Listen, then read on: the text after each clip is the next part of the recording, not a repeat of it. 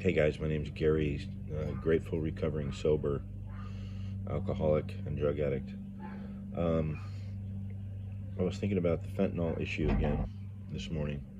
Um,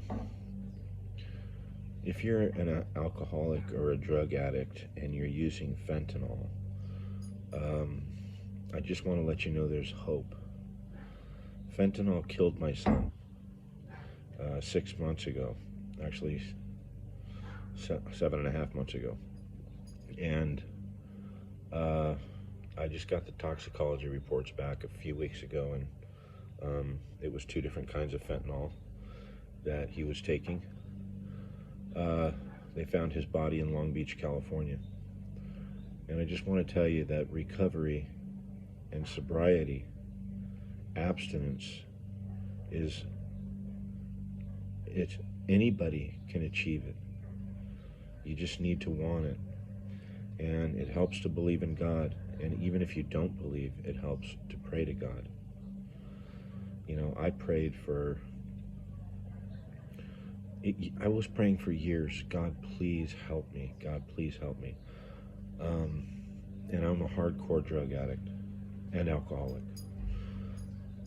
And I would say, God, please help give me willingness just to try.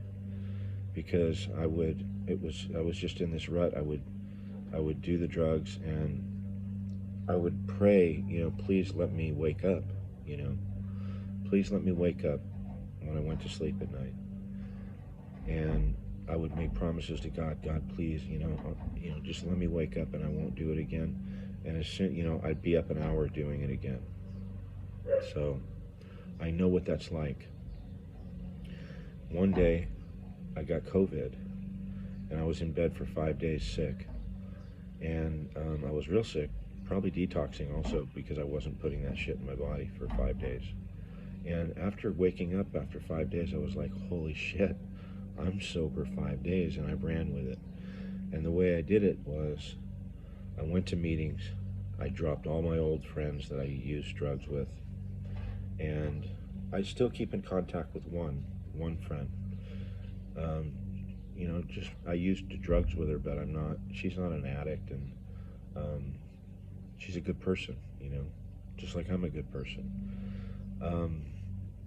But everybody else was gone, everybody, and I changed my whole life. A lot of people say there's only one thing you have to change, everything. So what I did, I went to meetings, I raised my hand as a newcomer. I started saying, in those meetings, you could say, what's going on with you? I'd share about what's going on with me, inside of me. And at 4 months sober, I lost my son. And I sat in those rooms and I cried. And I remember the first time that I let the group know that my son had passed away, I shared, and I couldn't stop crying. And when I looked up, everybody in the whole room was crying. They felt my pain. And that's the kind of love that you get in the rooms of AA.